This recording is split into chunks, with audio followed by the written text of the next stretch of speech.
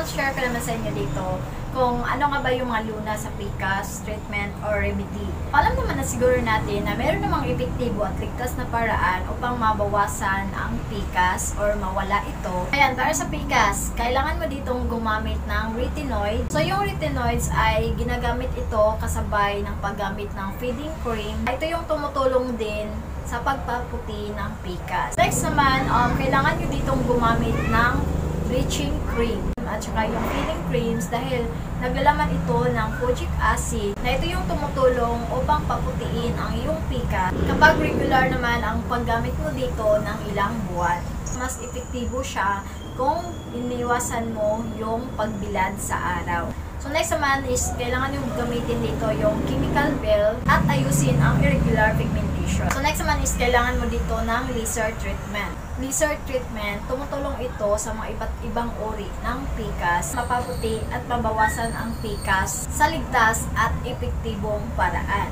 And then sa laser treatment pala, mababa din ang panganib na magkakaroon ng piklat at skin discoloration sa paraang ito. Para naman sa mga nagtitipid at para mabawasan yung PCAS, so ito yung mga natural na paraan na pwede nyong gamitin. So kailangan mo ditong paghaluin yung honey at saka yogurt.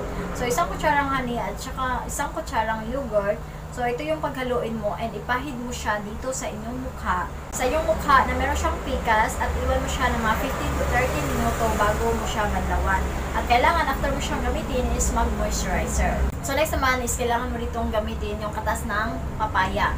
So pahiran mo yung mukha ng katas ng papaya gamit yung bulak or cotton ball. And ito, marahan mo siyang masahiin ng dahan-dahan. And after ng mga 10 minuto, pwede mo siyang banlawan ng malamig na tubig. So, next, maghiwa kayo ng sibuyas.